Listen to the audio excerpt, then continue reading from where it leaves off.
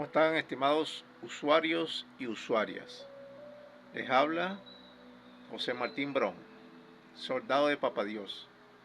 Estamos continuando con las clases de anatomía social o fisiología social, como prefieran llamarlo ustedes. Según mi cuenta, voy por la clase número 9. Antes de continuar con lo que es la Constitución, quiero llevarlo a la cartelera para consolidar los conocimientos anteriores de los que les di en las otras clases. Vamos acercando aquí a la cartelera, ¿verdad? Si ustedes quieren, pueden utilizar un lápiz y un papel para que ustedes mismos vayan haciendo un dibujito, porque quiero que quede consolidado el conocimiento de lo que es el sistema nervioso central del cuerpo social. Vamos a borrar aquí y a hacer un dibujito de un cráneo de una persona normal para llevar entonces allí en la parte física lo que debería ser en la parte social.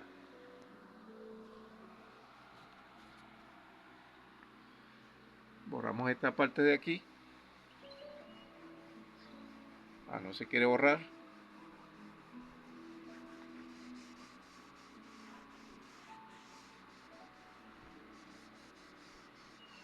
Bueno, quedó consolidado esto. Vamos a hacerlo aquí mismo igual.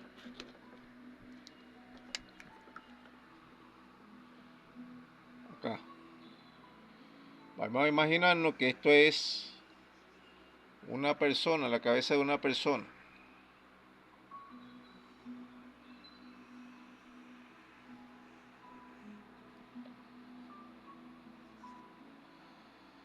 Aquí arriba debería estar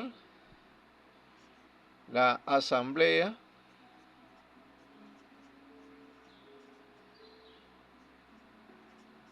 deliberativa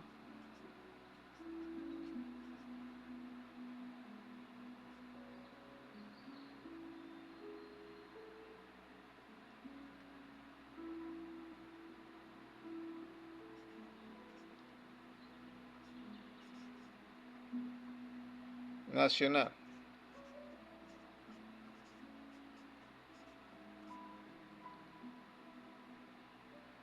Llamado también ADN.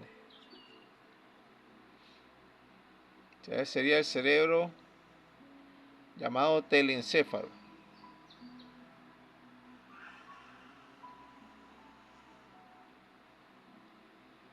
Después, más abajo estaría el poder moral.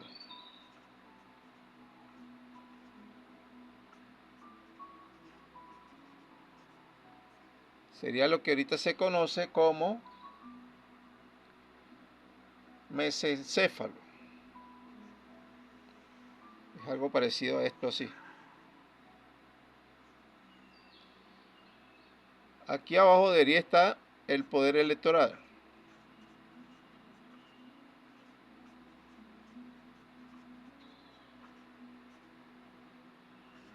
Algo así. Aquí atrás estaría el poder ejecutivo, que sería lo que ahorita llamamos el cerebelo. Aquí debería estar el poder legislativo,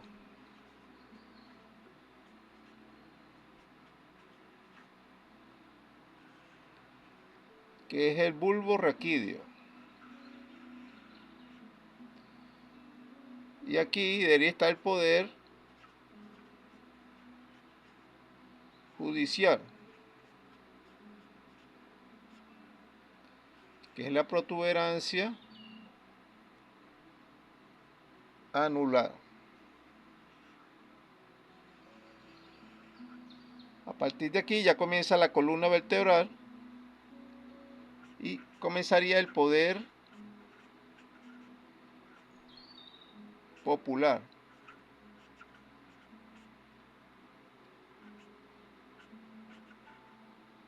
En la médula espinal. Y a partir de aquí, envolviendo el poder popular, estarían los ministerios.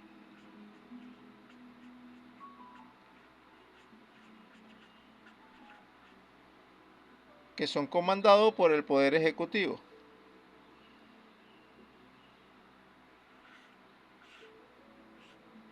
Supuestamente son los huesos de la columna vertebral, ¿no? Algo parecido sería eso. No quedó bonito, pero es más o menos el ejemplo que les quería decir. Vamos a trancar un momento para ir a otra puerta. Bueno, ahora les quiero dar, para seguir adelante con la Constitución, les quiero dar también una teoría conspiranoide que es cosecha mía. Ustedes dirán que estoy loco por tener esos pensamientos, pero quiero que ustedes vean más o menos cómo es mi visión del por qué o el motivo por el cual a lo largo de toda Latinoamérica y el mundo no funcionan los ministerios. Porque imagínense ustedes, si fuera casualidad de que hay 200 países y cada país tiene aproximadamente 30 ministerios, echan ustedes la cuenta. Vamos a hacerlo aquí en este pizarrón. 200 países por 30 ministerios. Esto da 0. Esto da 0 aquí. Esto da 0 aquí. Y esto da 6, ¿verdad? Serían 6.000 ministerios a lo largo de todo el planeta.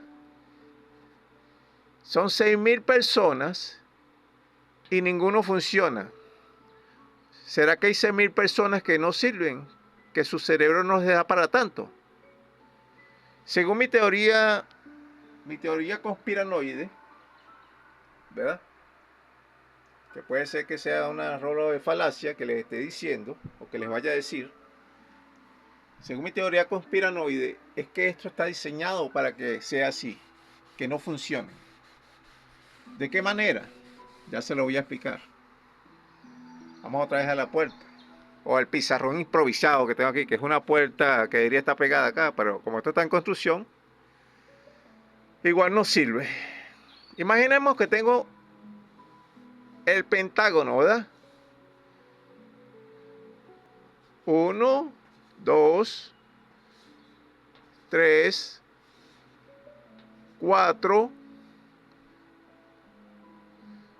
Bueno, esto salió como un hexágono, pero vamos a suponer que sea un pentágono. Y 5. Este pedazo, imagina que no existe. Bueno, y sucede que tenemos dentro del pentágono 200 departamentos. 200 departamentos o subdivisiones. Cada una representa un país. Vamos a suponer que este sea Cuba, este es para Nicaragua, este es para Venezuela, este es para El Salvador, este es para Argentina, etcétera, incluyendo los países de África, Asia, etcétera. En cada uno de estos departamentos hay un grupo de agentes de la CIA.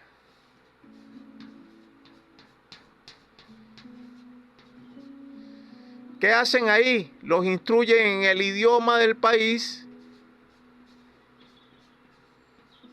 en la historia del país, en la gastronomía, en la política,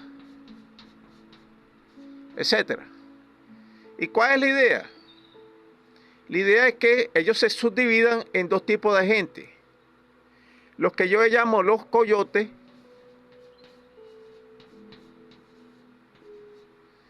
y los chacales.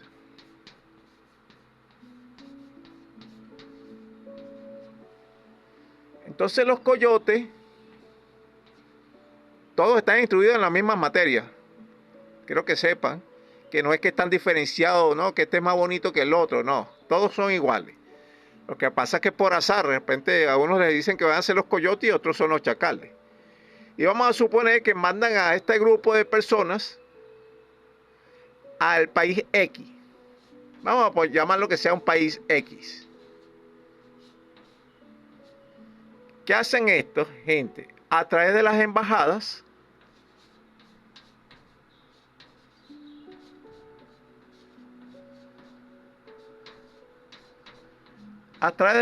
de esos países, entran las dos personas. ¿Qué hace el coyote? Llega con un maletín de billete, de dinero, pues, y se lo ofrece a alguien en las alturas del Ministerio X.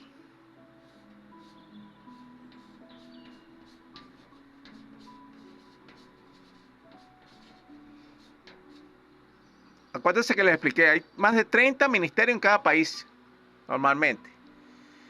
El coyote ofrece esta cantidad para que este ministerio, su función sea no servir para nada.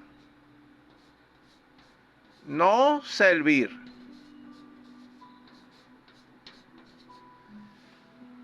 ¿Por qué? Ustedes dirán, ¿cómo te van a pagar por no hacer nada? Sí, justamente, esa es la idea.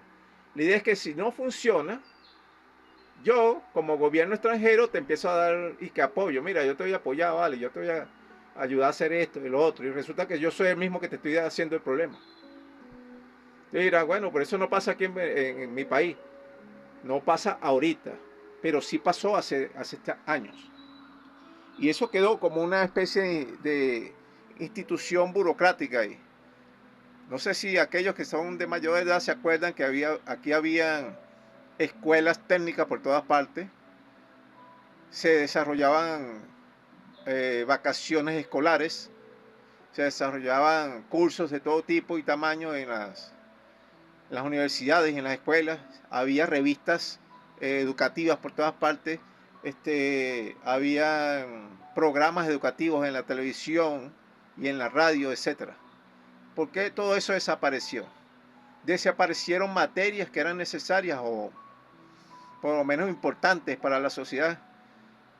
Existía una materia que se daba aquí que se llamaba moral y cívica, porque eso no siguen dándolo. Por eso que tenemos ciudadanos que no sirven para nada también. Vamos a seguir. Esta es una idea de conspiranoide, ¿no? Imagínense que estoy cayendo a mentiras. No me crean. Solamente escuchen y analicen por sí mismos. Entonces los coyotes, su misión es presentarse en cada ministerio ofreciendo dinero. Imagínense que tengo un signo de monetario al ministro o a los ministros más cercanos o a las personas más cercanas al ministro. Y si ellos dicen que no, se van en la parte más abajo, se van al viceministro. Si dicen que no, se le van al gerente. Y si dicen que no, y así sucesivamente hasta que lleguen a alguien que agarre el billete. Si ninguno dice que sí, se presentan los chacales.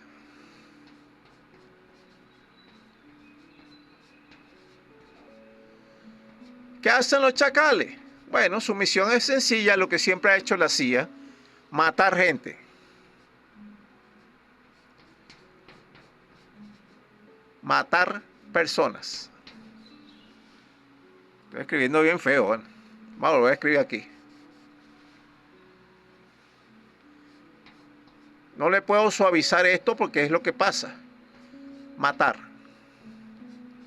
Esa es su única misión. Pero ¿cómo lo hacen? Algunos lo hacen abiertamente, claro. Un supuesto atraco, mataron a fulanito de tal. Otros lo hacen con más clase. Un supuesto accidente de tránsito. Se cae un avión. Se cae un helicóptero. O lo más moderno, que es una supuesta enfermedad cancerígena. Para dar el cáncer, lo más fácil del mundo es el polvo de polonio, una sustancia radiactiva. Cuando sale de las máquinas esas de reactores nucleares, sale un polvito blanco muy parecido al de la tiza. Eso se lo echan en cualquier parte, en un café, en un cigarro, en la pasta de dientes, como ha pasado allá en Cuba. O comienzan, si no pueden matar de forma directa porque la seguridad es muy fuerte, comienzan a sabotear los programas sociales de esos países. Comienza a haber plagas en las cosechas, comienza a haber enfermedades en el ganado, comienzan a haber saboteos en el sistema eléctrico, saboteos en el sistema de aguas, saboteos en el sistema de lo que sea. Y si no pueden hacer nada de eso, comienzan a sabotear a través del nivel cultural. Matan a algún artista, matan a los deportistas o tratan de comprarlos. Por ejemplo, se va un artista o un deportista para otro país y por allá se queda, como le ha sucedido a muchos que han sido de Cuba, de Rusia, etc. Y si no pueden hacer nada contra ellos, simplemente los matan, como le ha pasado a muchos artistas venezolanos que se han matado en accidentes de tránsito, se han muerto de cáncer. La casualidad que todo el mundo se muere de cáncer. Todavía me acuerdo del grupo Madera, era un grupo venezolano de cultura, ¿verdad? Cultura popular. Supuestamente se agarran en el río Orinoco. Unas personas de Barlovento, donde hay ríos por todos lados y ninguno sabía nadar, imagínense ustedes. Ninguno sabía nadar. Esas son casualidades grandes. Vamos a seguir. Entonces, según mi conspiranoide teoría, nada de esto es casualidad. Que más de 6.000 ministerios a lo largo de todo el planeta, ninguno sirve para nada. No funcionan los servicios públicos, no funciona el transporte, no funciona la educación, no funciona la distribución de comida, no funciona la construcción de viviendas, no funciona absolutamente nada. 6.000 ministerios que no sirven. Bueno, hasta aquí es la teoría de la conspiración. Vamos a cortar aquí un momento. Bueno, continuamos con lo que es la Constitución. Vamos entonces al artículo 15, que dice: de la obediencia obligatoria a la Constitución. Todas las personas, ciudadanos y ciudadanas de la República, que habiten o no en el territorio nacional, ya sea de manera permanente o intermitente, sus visitantes o invitados, y todas las compañías, organismos e instituciones, todos los órganos y organismos que ejercen los poderes públicos, el poder popular y todas las autoridades estarán sujetos o sujetas, sin ninguna excepción, a las estipulaciones contenidas en esta Constitución. Se entenderá que todas las personas o entidades mencionadas en el literal anterior no podrán objetar libertades de expresión, creencias religiosas, títulos nobiliarios, pretensiones de superioridad racial, intelectual, ideológica o económica, objeciones de conciencia o cualesquier otros supuestos deberes o derechos para violar, tergiversar y o soslayar esta Constitución en ninguna de sus partes. Se entenderá que todas las personas, sean o no ciudadanos venezolanas y o ciudadanas venezolanos, le deberán respeto y obediencia obligatoria y absoluta a esta Constitución y a las leyes nacionales, aunque no se encuentren temporalmente en el territorio nacional, pero que por unas u otras causas le debieran obediencia, y si no quisieran respetarla o brindarle la obediencia debida, deberán de renunciar inmediatamente a la nacionalidad venezolana si la tuvieren, o abandonar inmediatamente el territorio nacional, sin menoscabo de otras sanciones o procedimientos legales a los que deberían someterse. Bueno, vamos a hacer una pequeña digresión sobre este punto, ¿eh? Se habla sobre respeto y obligatoriedad a la Constitución. Y aquí dice que incluso si usted no es venezolano y si usted no está en el país, usted debe seguirla respetando. Imagínense ustedes que, vamos a poner un ejemplo para ilustrar, un militar que esté de viaje, aun cuando que esté de viaje por alguna causa, pues, que no estés haciendo una función militar y que esté de viaje en otro país y comienza a hablar todo lo que se le ocurra mal de Venezuela o de su propio país, y eso llega a oídos de la superioridad, ¿debería de sancionársele o no sancionársele? Todo el mundo dirá, no, él tiene derecho de expresión, que es su vida, ok, pero él está en una institución militar que supuestamente debe obediencia a la República y obediencia a la Constitución. Puede ser que lo pueda hacer de manera privada, sin que se sepa, pero cuando ya se hace público, ya es diferente. Es igual que lo que usted haga en su baño, usted puede hacer lo que usted quiera, pero si se hace eso público, ya es diferente. Más adelante se habla sobre los actos que son de interés jurídico, así sean actos aparentemente privados, porque al hacerlo público ya se vuelve de interés jurídico. Ese es uno de los pequeños detalles que le quise colocar a la Constitución, porque hay personas que no quieren entender que hay diferencia entre un acto privado cuando se hace público o cuando se hace en privado. No sé si es demasiado sencilla la explicación o es al revés, muy complicada para entenderlo por algunas personas. Ustedes dirán, bueno, pues si es un acto privado, ¿por qué tiene que tener interés jurídico? Vamos a llevarlo a otro ejemplo. Usted se casa con una persona o se pone a vivir con esa persona. En su casa, dentro de su casa, usted puede hacer lo que quiera, ¿cierto? Pero por eso dejan de tener derechos personales. Si usted viene y le golpea a la otra persona, la muerde, la rajuña, la maltrata de alguna manera, eso ya no tiene nada que ver con la sociedad, porque eso está dentro de su casa, es un acto privado. Quiero que entienda eso. Aun cuando usted se haga actos privados, el interés jurídico se mantiene. Se mantiene. Así esté en el último rincón de su casa, porque es un acto de hecho de interés jurídico, porque es un acto social. Ya cuando es un acto que no tiene nada que ver con otra persona, es un acto privado. Pero en cuanto se involucran otras personas, es un acto público. Bueno, me extendí demasiado, vamos a seguir.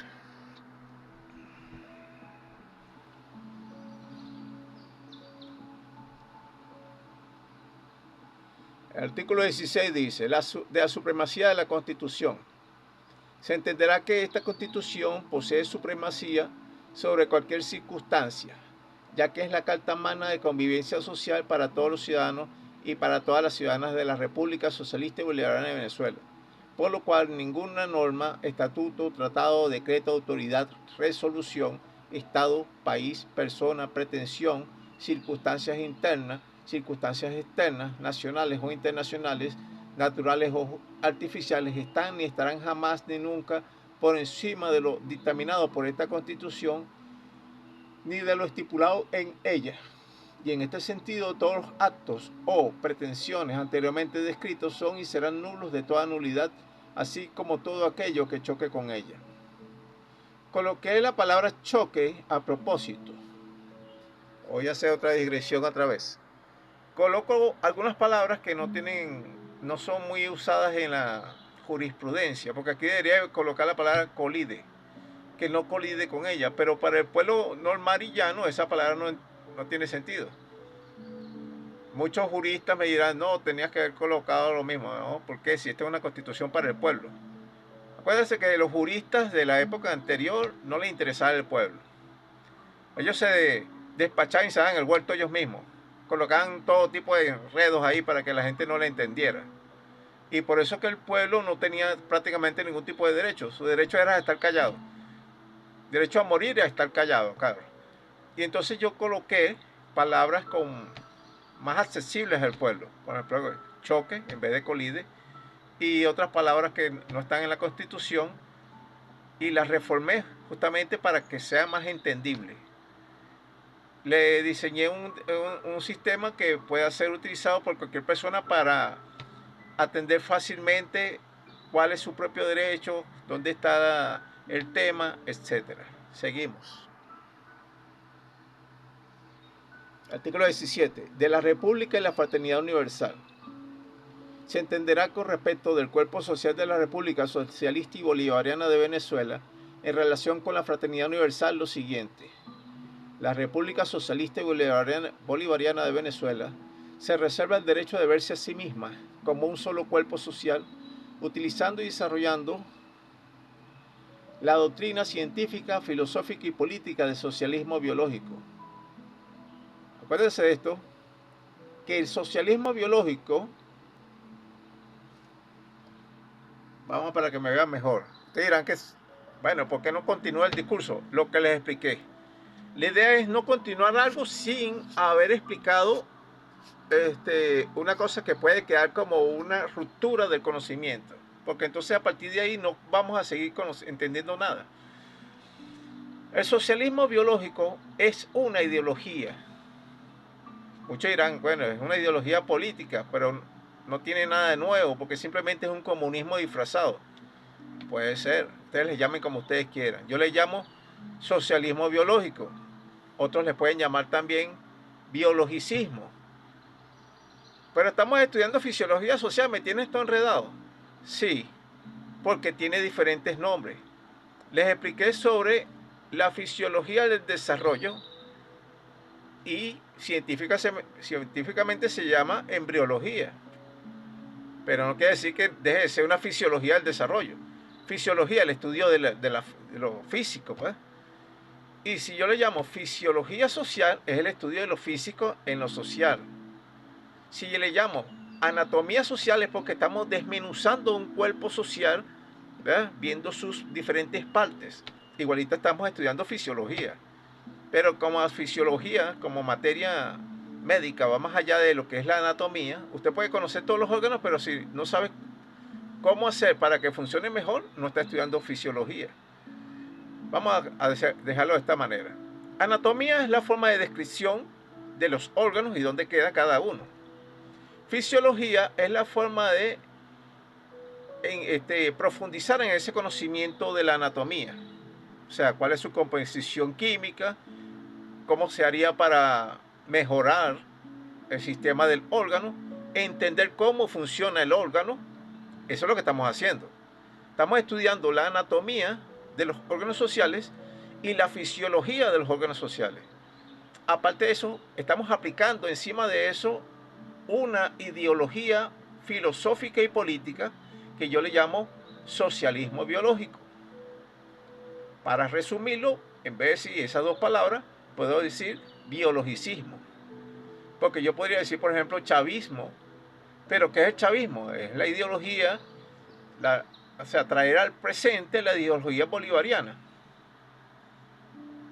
Otros dirán, no, pero es el socialismo del siglo XXI, como decía Chávez. Es lo mismo. O sea, usted está hablando de algo que está basado sobre una idea política y está deseando una idea hacia el futuro, socialismo. No existe ahorita el socialismo. Se está construyendo, está en pañales, ni siquiera está empezando. Porque mis comandos socialistas, lo que yo propongo aquí, ni siquiera han sido implementados. Han implementado algunas cosas que son parecidas, pero no son completamente igual que los comandos socialistas. Y lo otro, vamos a hacer otro paréntesis dentro del paréntesis, es que cuando usted le quita órganos a un cuerpo, el cuerpo se debilita, ¿cierto? Cuando estábamos hablando del hombre enfermo de Asia, no sé si se acuerda, en unas clases anteriores, estamos hablando de China, porque era el hombre enfermo, porque era débil. Había muchos otros países que estaban chupando de la sangre a ese país. Y nosotros como sociedad no podemos seguir quitándoles órganos al cuerpo porque debilita el cuerpo. Si usted le quitan el hígado, le quitan un riñón, le quitan un páncreas, etc., usted al final termina muriendo. Bueno, esto está pasando en la actualidad queriendo colocar menos cantidad de ministerios, resumiendo ministerios. Si ponemos que los ministerios son parte como órganos del cuerpo, no debemos de minimizar la cantidad de órganos. Yo propongo que haya una cantidad específica, igual que haya una cantidad específica de comandos, que serían los órganos internos del cuerpo. Me estoy extendiendo mucho, vamos a seguir. Ok, un solo cuerpo social utilizando y desarrollando la doctrina científica, filosófica y política del socialismo biológico. Y en consonancia con ello, asume el compromiso, mientras sea posible, de formar un sólido núcleo de fraternidad universal de la humanidad, sin distinción de raza, creencias, sexo, castas o color de piel, entendiendo y haciendo entender que todos los hombres están unidos por vínculos de fraternidad por la simple razón de que Papá Dios es el Padre común de todas las personas. Ya esto no lo voy a hacer comentario. Seguimos.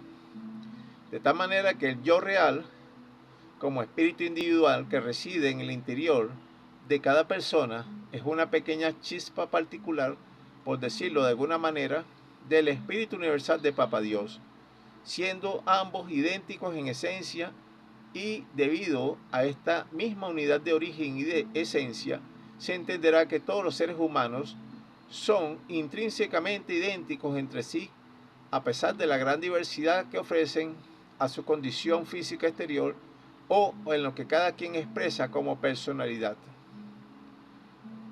De allí deriva la necesidad de altruismo, del amor, de la tolerancia y de la concordia que deben reinar entre todos los miembros de la familia humana, formando eventualmente, a medida que avanza el socialismo biológico, una verdadera fraternidad universal.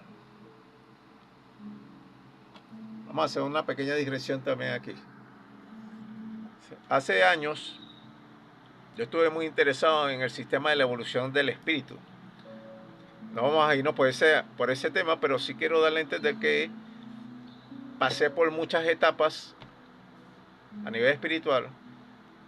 Practiqué el Zen, budismo Zen, practiqué la metafísica, estudié un poquito de gnosis metafísica, y ahí se habla de muchas cosas. Y el conocimiento va avanzando y se va evolucionando y adaptando a los sistemas. Posteriormente, de repente, más adelante, puedo hacer que le enseñe un poquito de eso a los que estén interesados en ese tema. Pero no vamos a profundizar en eso porque nos iríamos por algo más lejano de lo que estamos hablando ahorita. Seguimos. Artículo 18. De la visión histórica y territorial de la República. La República Socialista y Bolivariana de Venezuela se reserva el derecho de verse a sí misma como un solo cuerpo social, con una historia dinámica y evolutiva que comienza desde mucho antes de la época de la conquista. Esta nación trata de superar y solucionar de la mejor manera posible los problemas que se les han planteado a la humanidad a lo largo de la historia, de tal manera que, a través de la historia de la República, la misma ha pasado por las siguientes etapas sucesivas. Las fechas que se presentan solo son referenciales. Quiero dejar claro que esto no está en ningún libro de historia, esto lo estoy inventando yo. A partir de aquí todo esto es invento mío. Bueno, casi todo el libro es invento mío. Etapa del socialismo arcaico. Desde 18.000 años antes de Cristo hasta 1550 años después de Cristo. O sea, después que nos descubrió supuestamente Simón, ¿cómo se llama? Cristóbal Colón. Es la era donde los individuos, tribus o grupos poseen una libertad inconsciente. Es también donde predomina una especie de socialismo arcaico originario, compuesto por individuos o grupos de individuos que cazaban, sembraban, pescaban, recolectaban o hacían la guerra y el saqueo, pero sin estar impelidos por grandes tribus, imperios o dictaduras autoritarias. Tenían poca incidencia sobre el ambiente que los rodeaba. Poseían un sistema autónomo de gobierno sin conciencia o respeto a la propiedad privada y sin conciencia clara de la propiedad pública. En esta etapa la idea principal es lo nuestro. Acuérdense que yo estoy hablando de la sociedad venezolana, o sea, de las tribus indígenas venezolanas. Puede ser que en Mesoamérica, en el Perú, en las otras partes de América, esto no sea exactamente así. Pero por lo menos aquí en Venezuela no existía una estructura como existía el incanato en otros países. O sea, no eran países, eran territorios. No existía el incanato, no se hacían estructuras físicas permanentes con piedra y esas cosas. Y existía una especie de predominancia del Caribe. Los indios Caribe, a través de todo lo que era el sistema de la cuenca del Atlántico, ¿verdad? Digo, del Caribe, o sea, iban por las islas pidiendo tributo, etcétera. Pero no estaba estructurado como el incanato. Eso es lo que quiero entender en este sistema. El socialismo arcaico. Seguimos. Etapa del capitalismo arcaico. Desde el año 1550 después de Cristo hasta el año 1870 después de Cristo. En la era donde la humanidad adquiere plena conciencia de la esclavitud y de la esclavización.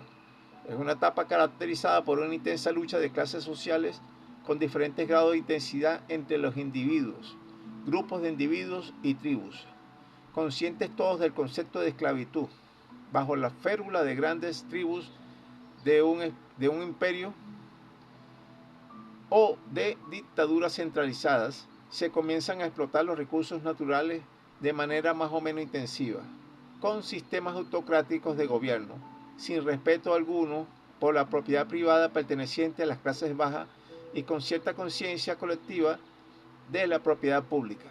En esta etapa la idea principal es lo mío y lo tuyo. ¿Por qué digo de cierta conciencia colectiva de la propiedad pública? Porque acuérdense que en esa época de 1550 a 1870 apenas los países de América se están deshaciendo del yugo de los imperios europeos. Y supuestamente el rey era el dueño de todo. Los demás eran súbditos. No tenían realmente derechos de propiedad. Seguimos.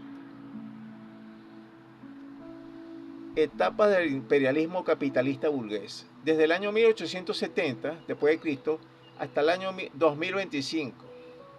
Yo creo que esta fecha debería avanzarla más adelante. Debería ser 2050, algo así. Es la era de las dictaduras fascistas disfrazadas de repúblicas democráticas, donde predomina la esclavitud inconsciente del pueblo. Las masas de trabajadores no saben o no quieren saber que son simples esclavos explotados. Es una etapa caracterizada por un muy pequeño grupo oligárquico, burocrático, elitesco y fascista que pretende tener el derecho sacrosanto de propiedad privada, de exclusividad y el poder supremo sobre los medios de producción e incluso sobre las propiedades públicas, fabricándose dichas élites, leyes, códigos e instituciones a su medida para este cometido. Existen grandes masas de personas explotadas en un sistema de esclavitud inconsciente, bajo la trampa psicológica bien camuflada y demagógica de una supuesta democracia representativa. Se caracteriza también esta era por la explotación intensiva, abusiva y destructiva del ambiente y de los recursos humanos y naturales, de tal manera que solo mediante la amenaza de la fuerza, del uso cierto de la fuerza, del uso de las clases dominantes, de la violencia y de las leyes amañadas, es que pueden hacer respetar la propiedad privada de las clases dominantes y privilegiadas frente a las grandes necesidades de la población, manteniendo la conciencia dormida de las masas por medio de las falsedades de los medios de comunicación y de su sistema educativo castrador e idiotizante. La idea principal en esta etapa es lo mío aquí, lo tuyo allá. Sin comentario, vamos a darlo a eso. Etapa del socialismo biológico. Desde el año 2025 hasta el año 3025 después de Cristo. Una etapa futurista, pues. Es la era de las masas y de los pueblos libres, pero con una libertad consciente. Es una etapa caracterizada por la práctica de una verdadera democracia participativa y protagónica, con una explotación consciente de los recursos naturales y de manera amigable con el ambiente, donde los pueblos poseen una libertad consciente de autodeterminación y de autoadministración topálquica y autárquica. Toparquía es cuando usted domina el territorio y autarquía es cuando usted es autónomo. Los pueblos son conscientes de que son los verdaderos y legítimos dueños y señores de todas las riquezas nacionales y de todos los medios de producción. Se respetan todas las propiedades públicas y las propiedades privadas personales, según lo dictamine el bien común de la sociedad. Ya no existe la explotación del hombre por el hombre, ni la esclavitud en ninguna de sus formas. Se practica la ideología del socialismo biológico. La idea principal en esta etapa es nosotros y lo nuestro. Y en una etapa más futurista todavía está la etapa del verdadero comunismo. Desde el año 3025 después de Cristo hasta el año 5000 después de Cristo. Esta etapa es la fase superior del socialismo biológico, de tal manera que todo es de todos. Existe una organización perfecta de la sociedad, se suprimen el sistema económico, el sistema bancario y el Estado, por lo menos como se conocen en la actualidad, así como cualquier régimen burocrático.